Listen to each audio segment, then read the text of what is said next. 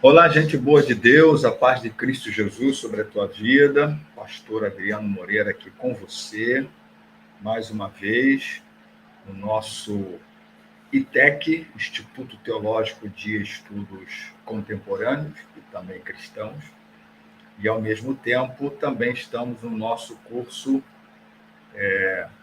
básico de teologia, no nosso curso médio avançado, de teologia, e no nosso último módulo e também hoje na nossa última aula. Então, estou aqui só verificando se o áudio está direitinho, antes de vocês já darem aí o ok de vocês. Então, no finalzinho da aula, eu vou falar um pouquinho sobre a sugestão aí dada, por um dos alunos a respeito da continuidade do curso, da continuidade, e eu vou dar uma palavra a respeito, tá bom? Então, hoje nós estamos no último módulo desse curso médio avançado. A maioria dos alunos aqui já passaram pelo básico, depois vieram para o médio e acabamos seguindo no médio avançado. E estamos falando no módulo das 7 igrejas do Apocalipse. E cada aula, nesse caso, esse módulo teve aí 7 aulas, com essa de agora, porque nós estamos falando de cada uma das igrejas do Apocalipse. Então, bem-vindo aí, no Júnior. Vamos então para a tela, depois a gente vai falar sobre esta questão, tá bom? Bom, gente, a gente está hoje então encerrando esse módulo, bem como também a gente está encerrando, falando da última igreja do Apocalipse, encerrando o módulo e encerrando também o nosso curso médio avançado. Eu até pediria, vou até usar esse termo encarecidamente, que você, aluno que está aí do outro lado, você dê aí uma boa noite, uma paz de Cristo, se identifique aí para que a gente pelo menos possa ter uma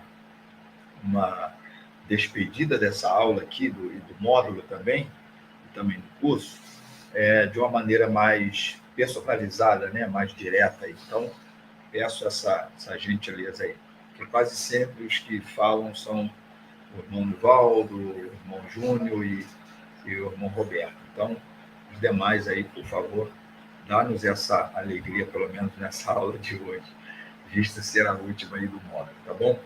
Vamos lá. Então, a gente está falando sobre as 7 igrejas do Apocalipse, porque elas são igrejas que... Obrigado aí pelo retorno aí. O som e a imagem estão ok. Irmão Júnior, irmão Nivaldo já nos dão essa informação. O irmão Roberto também, Jorge Roberto também está aí. Deus abençoe. Então, bom, o que nós, então, vamos ver hoje? O panorama dessa igreja, assim como a gente viu de todas as outras igreja de Éfeso, Esmirna, Tiatira, Filadélfia, Pérgamo, tá? E aqui agora com a igreja de Laodiceia. E qual a importância de a gente estar estudando sobre as 7 igrejas do Apocalipse? Porque elas são igrejas históricas, ao tempo que elas são representativas de qualquer igreja no mundo. Porque os problemas daquelas igrejas, historicamente falando, localmente falando, são problemas que a gente encontra em qualquer igreja, em qualquer lugar. Então, a gente tem igrejas que só tiveram elogios, como Filadélfia, e você teve igrejas que só teve críticas, como de Laodiceia, por exemplo. E outras igrejas que você tem, basicamente, crítica e elogio, onde vai sendo identificado algumas coisas concernentes a essas igrejas. Bom, vamos lá. Vamos começar lendo o texto, porque está no capítulo 3, do verso 14 até 22, do livro do Apocalipse. E para facilitar, eu jogo aqui na tela, para a gente poder ter essa leitura. Tenho usado a Nova Almeida atualizada, uma versão que me tem agradado muito, e ela diz assim: ao anjo da igreja em Laodiceia, escreva: estas coisas diz o Amém, a testemunha fiel e verdadeira, o princípio da criação de Deus. Conheço as obras que você realiza, que você não é nem frio nem quente. quem dera você fosse frio ou quente. Assim, porque você é morno e não é nem quente nem frio, estou a ponto de vomitá-lo da minha boca. Você diz: sou rico, estou bem de vida, não preciso de nada. Mas você não sabe que é infeliz. Sim, miserável, pobre, cego e nu. Aconselho que você compre de mim ouro refinado pelo fogo, para que você seja, de fato, rico. Compre vestes brancas para se vestir, a fim de que a vergonha de sua nudez não fique evidente. E colírio para ungir os olhos, a fim de que você possa ver. Eu repreendo e disciplino aqueles que amam. Portanto, seja zeloso e arrependa-se. Eis que estou à porta e bato. Se alguém ouvir a minha voz e abrir a porta, entrarei em sua casa e cearei com ele e ele comigo. Ao vencedor darei o direito de sentar-se comigo no meu trono, assim como também eu venci e me sentei com meu Pai no seu trono. Quem tem ouvidos, ouça o que o Espírito diz às igrejas. Bem, esse é um texto que vai falar muito do contexto dessa igreja. Por isso que nessa introdução a gente começa falando que Laodiceia é a igreja que poderia ser chamada de o spa de Deus. O spa é por causa da situação de ser um lugar do relaxamento, né? O lugar da reflexão, da meditação. Spa mesmo, literalmente spa. Né? Quando alguém vai para um spa, essa pessoa vai para relaxar o corpo, né? Relaxar a alma, vai ali para ter todo um tratamento de anti-estresse da vida. E esse também era uma cidade que era um lugar de recomendação turística. Por ser também uma cidade comercial, por ser uma cidade que trazia tudo de oferta no que tange ao prazer, à alegria, ao anti-estresse, ao relaxamento, portanto, um spa. Essa cidade hoje ela é conhecida como Denizli, né, na atual Turquia asiática. Né? Toda a chamada Ásia Menor, na Bíblia, ela hoje é chamada de Turquia asiática. E essa cidade, especificamente, chamada no tempo bíblico de Laodiceia, hoje ela é chamada de Denizli. Né? É o local, exatamente a mesma localidade onde estava a cidade de Laodiceia. Bom, vamos entender o contexto dessa igreja e dessa cidade, o contexto dessa localidade, para que a gente, inclusive, possa entender algumas coisas. Por exemplo, a gente entender o porquê que Deus está chamando essa igreja de uma igreja que é morna, né? Tá? De uma igreja que está nem quente, né? e nem fria, mas está morna. Então a gente precisa entender um pouquinho desse contexto. Eu vou já falar um pouquinho a respeito, tá? Para a gente poder entender essa colocação de Deus. Por isso que é importante a gente conhecer o contexto histórico, tá? de uma igreja. A gente precisa entender o contexto histórico, geográfico também, né? Porque isso também tem tudo a ver, tanto o contexto histórico quanto o contexto geográfico de uma igreja, para que a gente entenda a mensagem, tá? Para que a gente entenda por que está sendo dito aquilo em relação àquela igreja.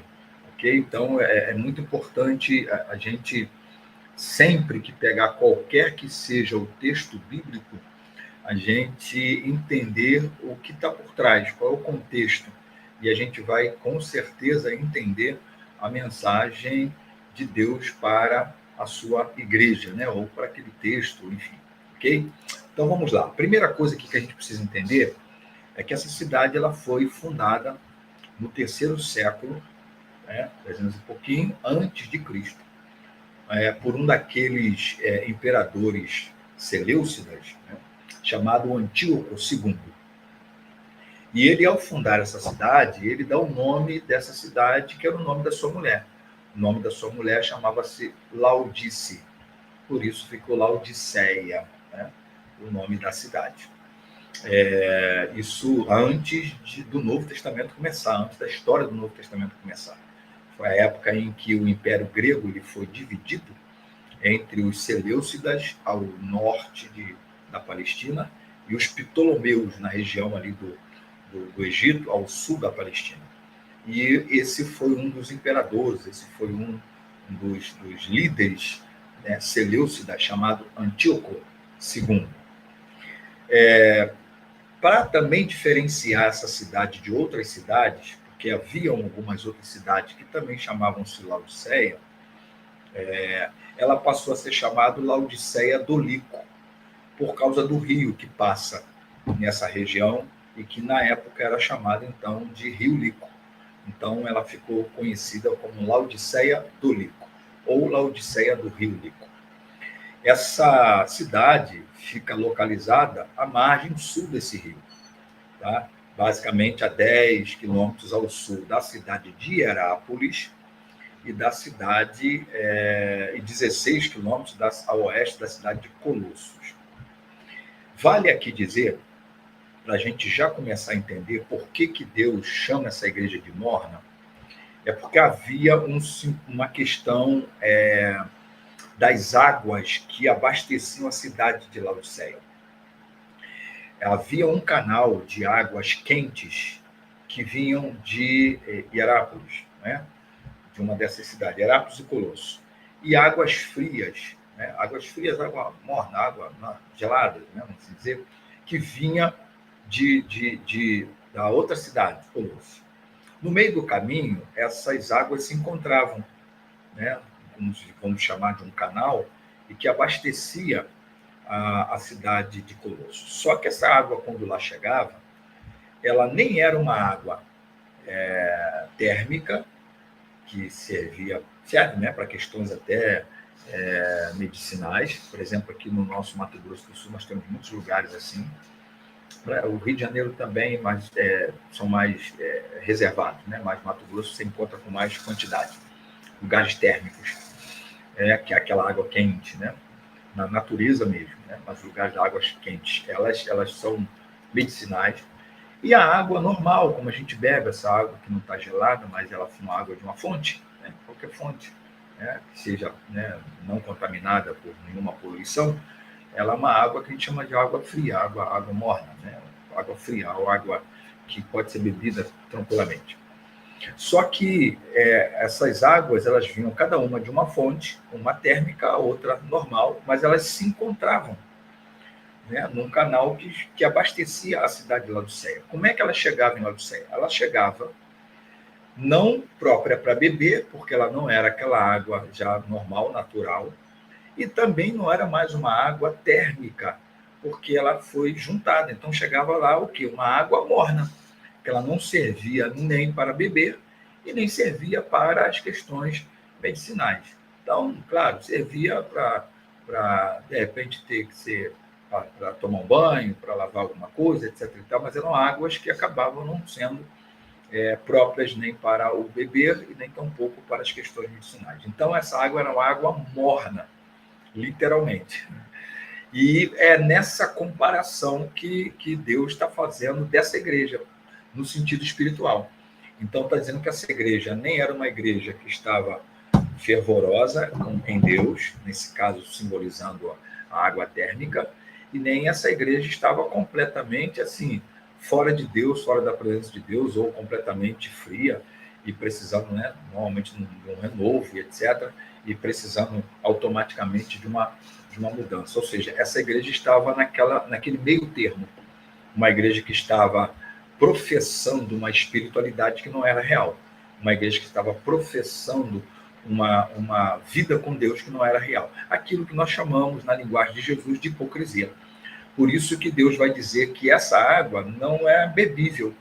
E aí, por isso, estava dando náuseas em Deus. E ele está dizendo, vomitar-te-ei da minha boca. É esse o sentido aqui. Por isso que é importante a gente entender esse contexto histórico da cidade também.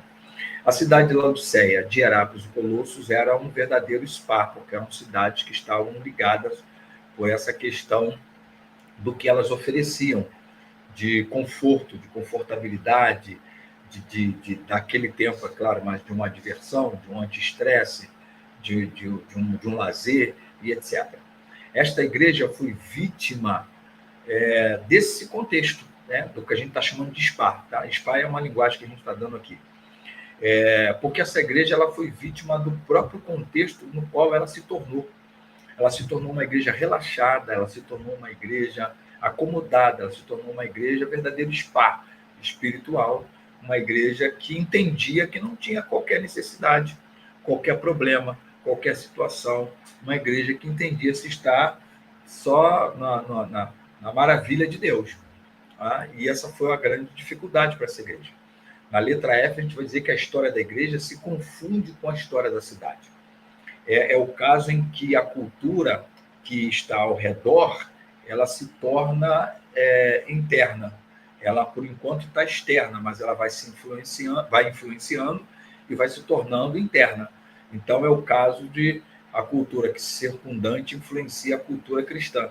Então, aquela igreja ela começou a identificar-se com a cultura da cidade, da época, da situação, e esse foi o grande abismo dessa igreja, quando ela não entendeu-se diferente, não entendeu-se ser diferente e fazer a diferença, de modo que ela, então, tornou-se aquela igreja que é a igreja que se confunde com a cidade, a igreja que se confunde com aquela situação. Então, Laodiceia, ela foi a mais próspera de todas as cidades, e, portanto, a igreja também, de todas as outras 7 cidades que são mencionadas no Apocalipse, fora a cidade de Colossos e Herápolis também, tá? Apesar de estar ligado ali com Laodiceia, tem muito de comum nessa luxuosidade, mas Laodiceia ainda supera a todas as outras cidades. Só para você já ter uma ideia de que contexto que a igreja de Laodiceia está plantada, ok? Que outra coisa importante a gente precisa dizer? Só para você ter uma ideia de como essa cidade ela era uma cidade poderosa. É que ela foi devastada no ano 60, 61 depois de Cristo, isso na época da prisão de Paulo em Roma, basicamente, que é o ano 62 da prisão de Paulo em Roma. Houve um terremoto lá, que destrói a cidade. Mas olha só, essa cidade se reconstrói sozinha, sem auxílio de nenhum império, que era o Império Romano, sem auxílio de nenhuma outra cidade, sem auxílio de ninguém. Basicamente, o que a gente está dizendo aqui é que esta cidade, de tão poderosa que era, ela consegue se reconstruir de um terremoto sozinha. De um terremoto sozinha. Outra coisa importante é que essa é uma igreja que se tornou tão misturada com a cultura, e a cultura daquele contexto de Laodiceia era uma cultura de autossuficiência. Ou seja, uma igreja que está numa cidade, que é uma cidade poderosíssima culturalmente, economicamente, geograficamente, tudo mais, e que se sente autossuficiente, autopoderosa, essa igreja vai ter o mesmo espírito. O mesmo espírito. Por quê?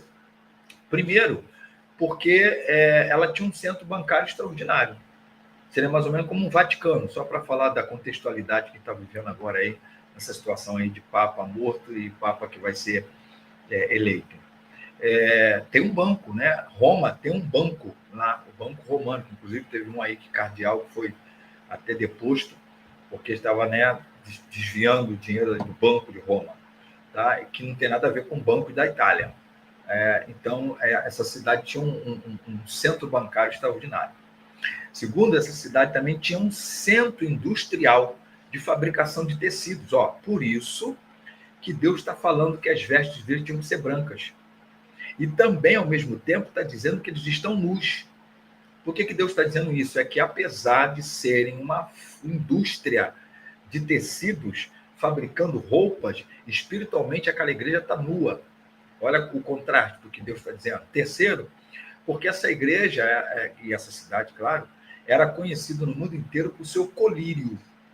É de Laodiceia que sai a ciência oftalmológica, os oftalmos, aqueles que começam, de alguma forma, a trabalhar com a questão do cuidado dos olhos, é a partir de Laodiceia, porque é lá que eles produzem um pó frígio, né, da Frígia, esse pó, e que era exatamente o que nós, né, chamamos hoje de colírio.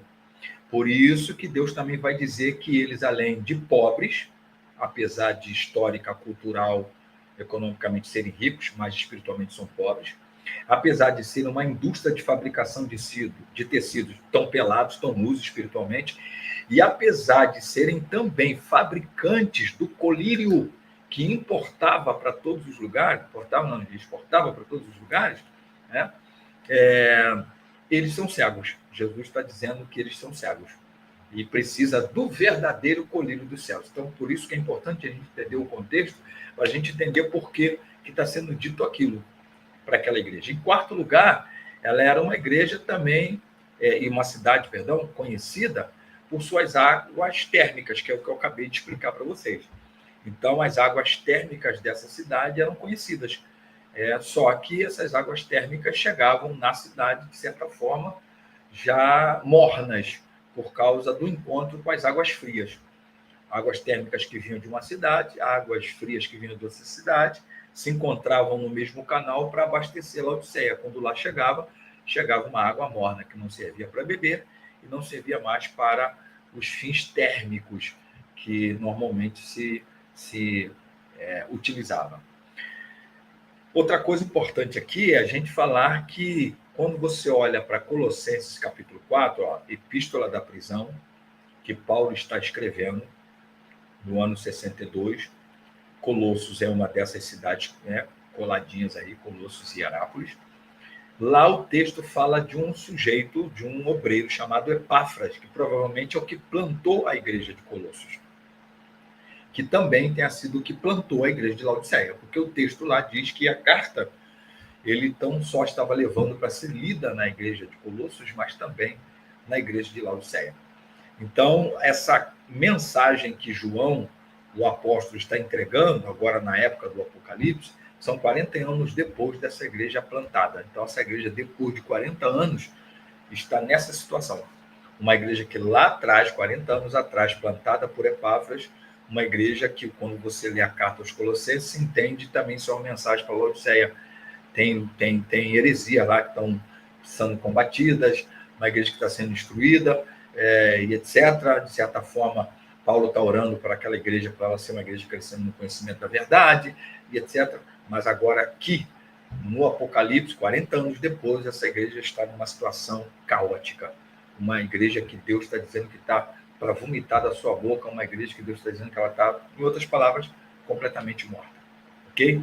Esse é o contexto. O que mais? Paulo está escrevendo essa epístola a Laodiceia, mas a gente também precisa entender que Paulo escreve uma epístola para essa igreja que se entende que se perdeu. Porque lá em Colossenses, capítulo 4, verso 16, está fazendo-se menção de uma correspondência de Paulo com essa igreja de Laodiceia. Mas que carta é essa que a gente não tem? Então, é uma carta que se perdeu. Quando lá se faz referência ao que Paulo teria escrito para essa igreja, essa carta não chegou até nós. Ok?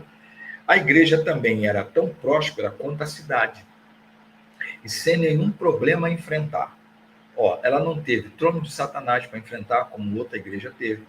Não teve nenhum nicolaíta para enfrentar, como a outra igreja das 7 teve. Não teve nenhuma Jezabel também para ter que tratar, como outra igreja teve. Não teve falsos judeus, os chamados judaizantes, como outra igreja teve. Ela não teve nada parecido. Esse é o problema, e essa é a preocupação que qualquer igreja precisa ter. Quando uma igreja ela não tem problemas, quando ela não tem causas, desafios, situações que a levem a buscar ao Senhor, se envolver com as coisas de Deus mais ainda, enfim, Aquela igreja que, de repente, ela fique completamente sem nada ter que se preocupar, isso tem um perigo.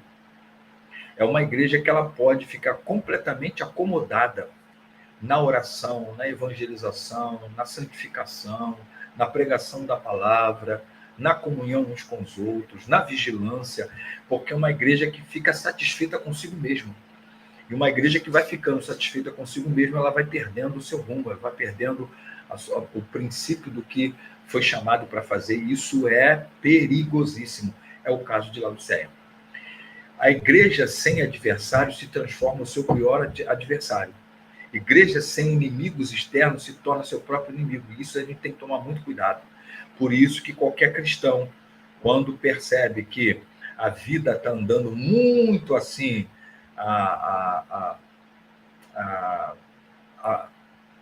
acho que a palavra correta seria a flores, né?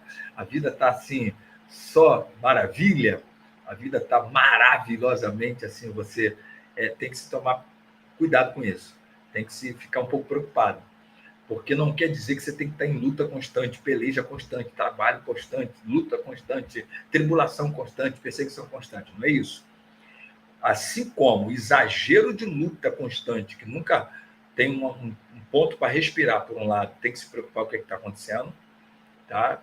Que está desencadeando uma luta após a outra, que não é normal, como também, por outro lado, não tem luta nenhuma, não tem dificuldade nenhuma, não tem problema algum, não tem desafio nenhum, é outro exagero que a gente também precisa prestar atenção e tomar cuidado. Isso significa dizer que nosso adversário pode ser a bênção de nossa vida. Olha só, esta igreja não tinha a bênção do inimigo, essa igreja tinha a bênção de Deus. E aí a bênção de Deus, a princípio, vamos assim chamar, né? Que é uma cidade próspera, uma cidade com muita condição, uma cidade que poderia ser um grande instrumento na mão de Deus para muita coisa, porque recursos humanos e financeiros, materiais não faltavam, mas é uma igreja que se tornou, que fez com que a bênção se tornasse maldição. Então eu e você temos que tomar muito cuidado com isso, porque muitas bênçãos na vida de muitos cristãos, elas acabam se tornando maldições, porque essas bênçãos vão trazendo acomodação. Essas bênçãos vão tirando a atenção da vigilância, né, da pertinência, disso estar atento diante do Senhor. Bom, quem é o Jesus que se identifica para essa igreja? Lembra que em cada igreja, quem é o remetente da carta se identifica? E como é que ele se identifica? De acordo com a realidade. Olha como é que ele se identifica. Primeiro, ele se identifica como aquele que é o Amém. Olha que coisa interessante. Ele vai dizer no verso 14 assim, ó, estas coisas diz o Amém. Olha só, o que isso significa? Amém, a gente normalmente fala que é assim seja, não. Não é seja, é. Seja é futuro, é presente. Seja é que será, é o que já é. Então, amém é assim é, não é assim seja. A gente normalmente fala assim seja, tá? A gente acaba tendo esse vício de linguagem. Mas o amém é que você está dizendo assim, concordo, é isso aí mesmo. Então, por que Jesus se identifica como aquele que é?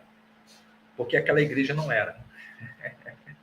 Porque aquela igreja pode ser que um dia viesse ser, mas aquela igreja não era.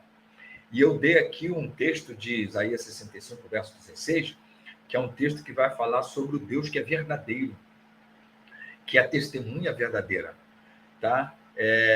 Significando dizer que por que Deus se identifica como o Amém? Porque ele está dizendo assim, olha, você precisa ser tão verdadeiro quanto. E a gente precisa prestar atenção nisso. A gente precisa estar atento nessa questão. Ou seja, significa dizer que ou eu sou ou eu não sou. E se eu estou me revelando, e se eu estou andando e em comunhão com quem é, eu também tenho de ser. Aquele que é não vai viver com quem não é. Né? Não vai viver com quem está, de alguma forma, num fingimento.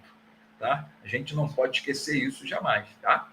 Então, o Anivaldo aqui colocou que mar calmo demais e perigoso, acomodismo e mar né? Puxa para dentro, aí quando vê, está, né, o mar aberto, aí fica tudo difícil. Ou seja, significa dizer que se você está no mar, o mar está calmo demais, tem que ficar atento. Ao mesmo tempo também que você não quer o mar perigoso demais. Tá? Então, qual a segunda coisa que Jesus vai aqui se identificar? Aquele que é a causa original de todas as coisas. Porque veja só que coisa interessante. Quando ele está dizendo assim, ó, diz o Amém, a testemunha fiel e verdadeira, o princípio da criação. Ele está dizendo que ele é a causa principal de todas as coisas. Ao tempo que fiel testemunha, acaba dizendo assim, ó, que é aquele que é. O Amém é aquele que é a fiel testemunha. Aquele que diz que é e o que não é. Fiel testemunha fiel e verdadeira. Então, ele está dizendo assim, ó, eu sou o Amém. O Amém é o que é. Então, e ao mesmo tempo, eu sou testemunha fiel e verdadeira, que vai testemunhar o que é e o que não é. Ao tempo que diz o princípio da criação. O princípio da criação significa dizer aquele que é o original de todas as coisas. Se ele é o princípio da criação, o que a Bíblia vai dizer para a gente? Lá em 1 Coríntios capítulo 8, verso 6, vai dizer que ele, para ele, por ele, e vai dizer que, inclusive, nós existimos a partir dele, vivemos a partir dele. O Atos 17, também, verso 28, vai dizer a mesma coisa. Nós vivemos, existimos e nos movemos. Significa dizer que o que Deus está dizendo para essa igreja? Ao tempo que está dizendo para ela, você não é, eu sou, e para viver comigo você tem que ser, também está dizendo para ela assim, ó, você não é autossuficiente, porque não existe nada autossuficiente no universo. Porque tudo que há no universo é a partir da causa original, e a causa original sou eu. Então, ninguém consegue ser nada senão a partir de mim. O único que é original e é autossuficiente sou eu. Então, na revelação, Jesus está dizendo as duas coisas, que é o contrário do que aquela igreja era. Aquela igreja não era, né? E Jesus está dizendo assim, você tem que ser verdadeiro, real, sai dessa mentira, sai desse fantoche, sai dessa representação, sai desse momento aí que não é real, e ao mesmo tempo está dizendo assim, ó, você não é autossuficiente não, porque nada no universo é autossuficiente. Só existe um autossuficiente, o eu sou, né? Que é o próprio Deus. Ok? Bom, quem é a igreja que o texto vai narrar? Para quem são os destinatários? O verso 15 já vai dizer que é a igreja que não é. Olha o verso 15. O verso 15 está dizendo assim, ó, conheço as obras que você realiza, que você nem é frio e nem quente. Quem dera você fosse frio ou quente. O que está sendo dito aqui, como eu já expliquei para vocês, tem a ver com as águas que chegavam lá, essa é a comparação. Está dizendo assim, ó, o morno não é coisa alguma. O morno não serve para nada. Porque se você é uma água fria, serve para beber. Se é uma água quente, é térmica, serve para questões medicinais. Mas você nem é quente, nem é frio. Você é morna. E morna não é nada. É uma referência às águas quentes que vinham de Herápolis, né? Como falei, chegavam mornas em Laodiceia. E aí as águas quentes vinham de Herápolis e as águas frias vinham de Laodiceia. Só que quando vinham de Colossos, perdão. Mas só que quando chegava lá em Laodiceia, ela chegava morna. Então, o que Deus está dizendo para essa igreja? Você não é. Ok? Você não é. Ele primeiro se revela que ele é e agora está dizendo que você não é. E, ao mesmo tempo, ele vai acusar essa igreja dizendo assim, além de você não ser, para ficar pior, você pensa que é. Olha só, verso 17. Você diz, quer dizer, a igreja dizendo a respeito de si mesma, que você é rica, que está bem de vida, que não precisa de nada, mas você não sabe que você, na verdade, é infeliz, que você é miserável, que você é pobre, que você é cega e que você é nua. Pela dona. Não é? Olha só. Aqui, irmãos, está o grande problema. Quando você não se enxerga. Quando uma igreja não se enxerga, quando uma igreja... O grande problema aqui não é a igreja estar nua, cega, miserável, pobre. É ela não enxergar isso. É ela acreditar que não está nua, que não está pobre, que não está cega, e que não é miserável, ela está entendendo que ela é toda... Né? Isso aqui chama-se auto-engano.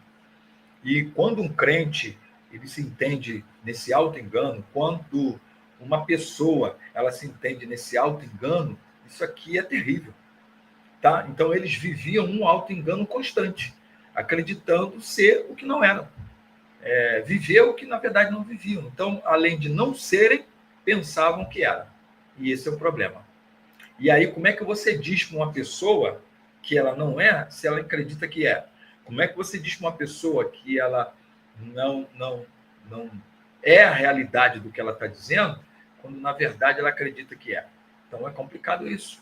Agora, quem de fato Jesus está dizendo que é esta igreja? Agora, Jesus vai ser mais específico para dizer um pouco mais sobre essa igreja.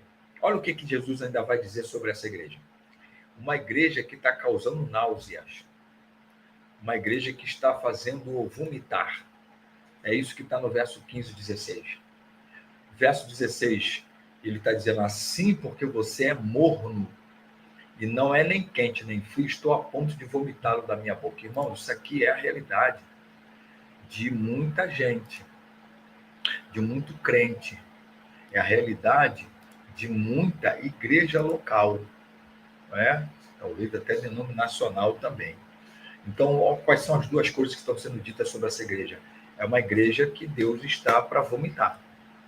É um crente que Deus está para vomitar. É nauseante, está causando náuseas em Deus. Porque Deus não suporta. Ou você é dele completamente, ou você está todo largado mesmo, no sentido de tá caidaço mesmo. Pelo menos você está definido. Mas quando você está na meia boca, você está representando uma coisa que você não é. Isso é nauseante para Deus. E outra coisa, Deus está dizendo que ela se alimenta daquilo que não faz ser. Ou seja, essa igreja, ela estava se segurando, se alimentando do contexto da cidade. Uma cidade com segurança, uma cidade com estabilidade, uma cidade com bens materiais, uma cidade que, a princípio, não se fala naquele contexto de sofrimentos. E isso é o que alimentava aquela igreja, mas não fazia aquela igreja ser. Então, o que precisava ser na presença de Deus. Quem tem que tomar muito cuidado, porque normalmente o soberbo, o autossuficiente hoje, ele está construindo casa na areia, não na rocha. E a areia é o quê? A areia talvez seja o dinheiro no bolso, seja a segurança do emprego, seja a estabilidade econômica, seja a estabilidade familiar, seja a estabilidade profissional, política talvez, não sei. Ele pode estar se confiando, tá, espiritualmente em coisas que são, na verdade, inseguras e instáveis, né? Melhor dizendo, estáveis não, instáveis. Então é isso que era o que essa igreja estava fazendo. Ela estava tendo segurança no seu contexto, e esse contexto não fazia ela ser o que ela precisava ser. E aí, qual o outro ponto que a gente precisa ver? Por que esta igreja ficou assim?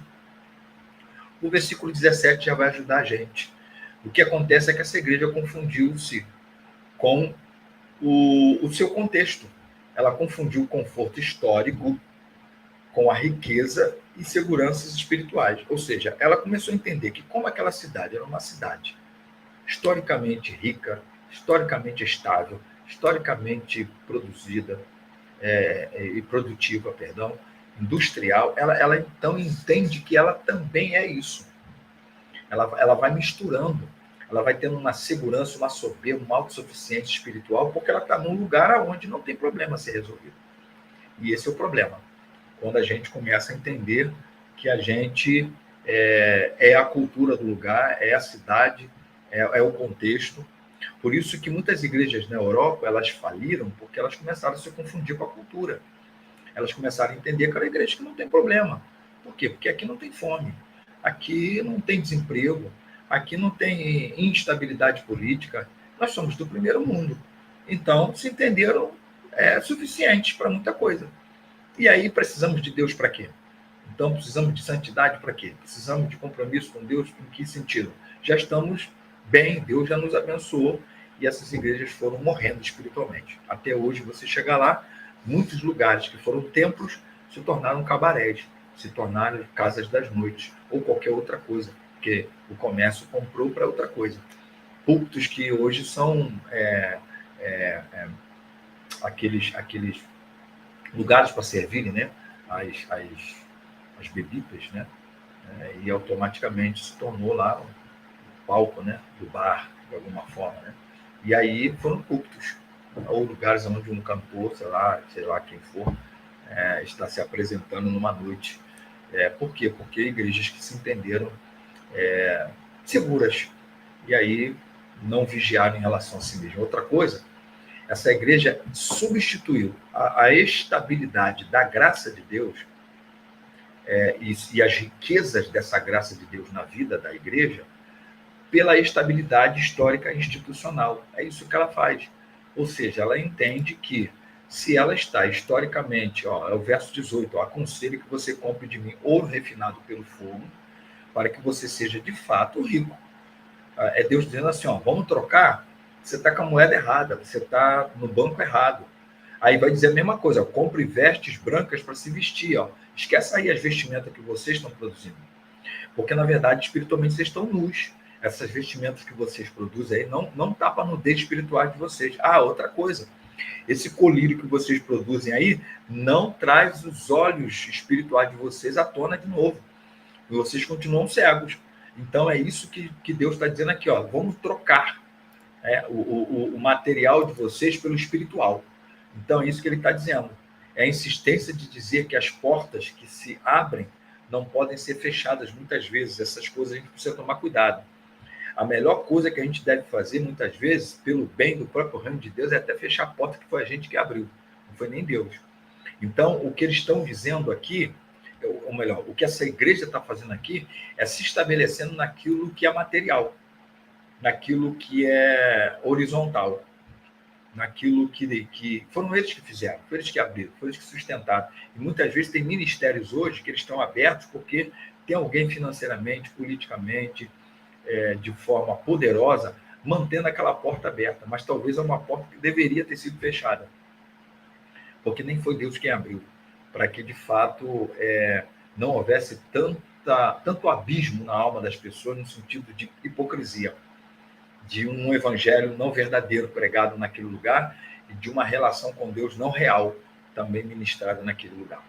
Então é isso que a gente precisa estar atento, tomar cuidado e prestar muita atenção. O que mais a gente vai poder ver aqui?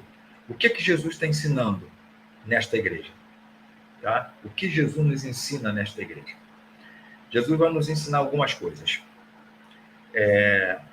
Jesus vai nos ensinar que é fácil confundir a prosperidade material com a segurança espiritual. Então, a gente tem que tomar muito cuidado com isso. A sua materialidade, ela pode ser consequência da sua espiritualidade. Mas é uma coisa, outra coisa. Tá?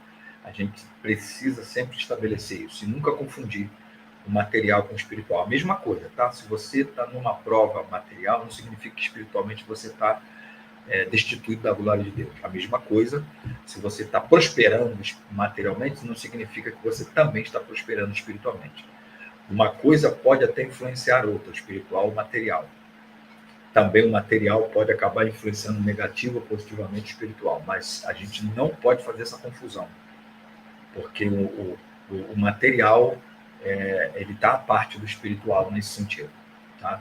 Outra coisa é a gente reproduzir na relação com Deus as nossas falsas impressões nas relações com a vida. O que significa isso? Eu não posso pensar que só porque eu estou bem na vida, eu também estou bem com Deus. Eu também não posso pensar que só porque não está tão bem na vida, que eu também não estou bem com Deus. Isso é uma confusão que a gente quase sempre tem. A gente acaba tendo falsas impressões. A gente precisa ter comunhão com Deus para a gente, de verdade, entender que uma coisa nem sempre está se relacionando com a outra. A gente precisa saber discernir isso. Tá bom? Por último, que é fácil a gente também confundir mornidão com equilíbrio e certeza. A gente precisa tomar cuidado que mornidão é falta de vida com Deus, é falta de discernimento, é falta de dinamismo com Deus, é falta de santidade com Deus, é falta de realidade com Deus, tá? De vida verdadeira com Deus. Então, eu e você precisamos estar atentos a isso, tomar cuidado com isso, para que eu e você, de fato, não viva essa situação de uma, como é que pode dizer? De uma hipocrisia com Deus, tá? De você estar, na verdade, frio espiritualmente, morno espiritualmente, apagado espiritualmente, e dizer que isso é equilíbrio. Não, eu sou um cara equilibrado na fé, na vida cristã. Equilíbrio nem sempre significa isso, tá? Então a gente precisa tomar cuidado com isso.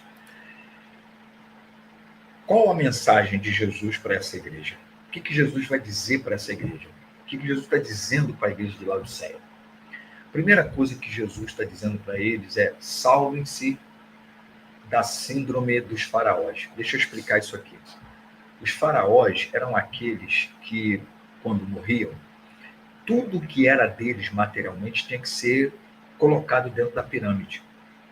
Por quê? Porque eles entendiam que a vida espiritual, agora para onde eles estão indo, ia continuar. Então eles tinham que levar para essa nova vida, para essa nova dimensão, tudo que eles tinham aqui. Inclusive, eu vi a mulher do faraó também tinha que ser sepultada junto com ele. O servo mais próximo, toda a riqueza daquele faraó. Isso aqui é uma síndrome que a gente tem de confundir o espiritual com o material. Então, qual é a recomendação aqui? Não tente levar para o espiritual o seu material, tá? No que tange ao fato de você acreditar que porque está bem materialmente significa que está bem espiritualmente, ou você começar a ter uma confiança na materialidade da vida como se fosse uma vida espiritual alicerçada em Deus. Então, tome cuidado com isso. Segunda coisa, não há nenhum valor na vida que possa competir com o valor da graça de Deus. É isso que o verso 18 também vai dizer para nós. Porque quando Jesus está dizendo para comprar com ele a verdadeira riqueza e deixar esse ouro para trás, está dizendo o seguinte: não há nenhum valor na vida maior do que o valor da graça de Deus. Então a gente precisa entender isso. Por mais rico que você seja, você ainda é pobre diante de Deus se você não tiver a graça de Deus. E você pode ser o pobre de uma rejeição, você está riquíssimo diante de Deus se você tem a graça de Deus. É essa aqui a comparação. Letra C, uma igreja que se contenta com a mobília tem a tendência de deixar Jesus de fora. Deixa eu explicar isso aqui. Aqui o que a gente está dizendo é que Jesus vai dizer para essa igreja que está batendo na porta. E está esperando que pelo menos um daquela igreja ouça a sua voz e abra essa porta para ele entrar.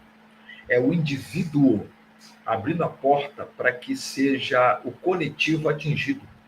Então, normalmente, Deus não começa pelo coletivo para atingir o indivíduo. Deus começa pelo indivíduo para atender o coletivo. Então, percebe que o texto diz assim: se alguém, não diz se todo mundo, ele está batendo na porta de uma igreja, mas ele espera que um ouça e abra a porta, porque ele abrindo, a partir desse indivíduo, Deus alcança muitos outros indivíduos, portanto, Deus alcança o coletivo. Então, o que esse texto está dizendo? É que o material, já que essa igreja é uma igreja que está pensando na materialidade, ele não pode ser maior do que o indivíduo.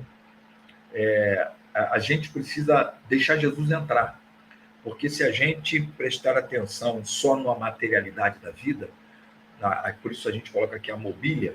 Mobília eu estou aqui pensando na tradição, estou pensando no nome da igreja, no CNPJ da igreja, no tempo que a gente construiu, na fama que essa igreja tem, na potência que essa igreja tem, nos meios de comunicação que essa igreja tem, seja lá o que for. Eu posso estar deixando a porta fechada e Jesus do lado de fora. E preste atenção, Jesus, esse é um versículo que a gente usa muito para evangelização, mas à luz do contexto, esse texto está falando para uma igreja, não está falando para um pecador. Quem está do lado de fora da igreja é Jesus, e está batendo na porta, a porta da igreja, nem exatamente a porta do coração, é Jesus dizendo assim: deixe-me entrar. E ele espera que um daquela comunidade ouça a sua voz e deixe que ele entre, para que as coisas possam acontecer. Por último aqui, decisões individuais podem salvar não apenas o indivíduo, mas pode mudar o curso de uma consciência coletiva. A consciência coletiva que eu acabei de dizer. Quem se esperava que abrisse aquela porta? Uma pessoa, no meio da comunidade. E aí, essa pessoa abrindo a porta, o Senhor entra e começa a partir dessa pessoa a trabalhar no coletivo. E aí vem o que a gente chama de consciência coletiva. O que é consciência coletiva? É a partir de Deus trabalhar em todos. E todos serem despertados para a verdade de Deus. E aí a gente conclui essa mensagem dizendo o seguinte, a pior luta humana não é contra a fraqueza, mas é contra o poder, contra o conforto e contra a segurança. É o caso de Laodiceia. Lá não é uma igreja fraca, lá não é uma igreja capenga, lá é uma igreja confortável, uma igreja poderosa e uma igreja cheia da segurança humana. E aí é uma igreja que se perdeu mais ainda. Segundo, a salvação dessa igreja ela tinha que acontecer de duas formas. No verso 19, quando Deus está dizendo para ela comprar o verdadeiro ouro, que é o ouro espiritual, e que ela deveria também ter as vestes brancas e não aquela vestimenta que eles produziam, que também tinha que comprar o colírio dos céus e não aquele colírio. Qual seria a salvação dessa igreja? Ela tinha que ser falida, financeiramente falando. Não mais conseguir produzir nenhuma roupa, não mais conseguir produzir nenhum colírio, não mais ter nenhum ouro ou riqueza naquele contexto. Ela tinha que falir humanamente, economicamente, financeiramente, para que Deus pudesse, no quebrantamento da falência humana e da estabilidade humana e da riqueza humana, o Senhor conseguir trabalhar nessa igreja. E a outra salvação dessa igreja é que a porta dessa igreja fosse aberta. E a porta que a gente está falando não é do templo, não, tá, gente? É a porta do coração, é a porta da alma, é a porta da consciência dessa igreja ser aberta a partir de alguém que entendesse que Deus está precisando agir. E por último, esta igreja tem que entregar a sua causa de ser a causa de todo o ser para poder viver. O que a gente está dizendo aqui? Essa igreja tem que se entregar a Jesus, que é a causa.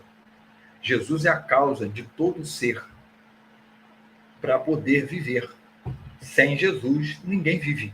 E essa igreja está sendo dita que está morta. Essa igreja está sendo dita que ela, na verdade, não tem vida, de certa forma, né? É o que está sendo dito aqui. Por isso, meus amados, a gente fecha essa aula dizendo que a gente precisa buscar estar atento para a gente não estar se perdendo no poder, no conforto, na segurança, em qualquer outra coisa mais que a gente possa, assim, fazer. Meus amados, a gente está fechando, então, a nossa última aula, fechando também o nosso módulo e também fechando o nosso curso. Bem, a gente não tem mais um curso a oferecer a vocês no que tange a alcançar o que seria o bacharel. A gente já passou pelo básico, a gente já foi para o médio e estendemos no médio avançado. O bacharel, ele já demanda uma outra coisa, né? Já tem uma outra demanda, que tem carga horária, mais matérias, e isso também demandaria mais professores. Então, ainda que o bacharel ele possa já hoje ser feito EAD, mas teria que ter uma estrutura maior, né, e com mais professores. Então, por isso, a gente não tem como fazer essa oferta a vocês agora. Por isso, o que pode ser feito se particularmente, né, como, por exemplo, eu tenho um aluno que ele não quis nem fazer um curso de básico, ele quis ter um curso mais personalizado, onde a gente tem, pelo menos 2 vezes na semana, uma hora de encontro online, tá? Se qualquer um de vocês desejar particularmente em uma área mais específica, que vocês queiram crescer um pouco mais e a gente possa atender, aí a gente pode particularmente ver aulas direcionadas, aulas que seriam mais uma mentoria, tá? Aí sim, mentoria é uma outra coisa. Pastor, eu quero mentoria na área da liderança, mentoria na área da pregação, mentoria na área da escatologia, mentoria na área da gestão, enfim, um tema que a gente possa trabalhar com vocês, caso haja esse interesse, tá bom? Mas, caso contrário, de curso a gente está encerrando aqui. Depois a gente vai no grupo falar com vocês sobre o certificadozinho, para vocês também receberem o certificado de vocês, né? E a gente fecha aqui. E foi bom a gente estar caminhando até então juntos para crescermos na graça e no conhecimento do Senhor. Tá bom, meus amados? Deus os abençoe e até a próxima oportunidade que o Senhor nos dá para a gente poder caminhar junto. Deus abençoe a todos. Fiquem com Deus.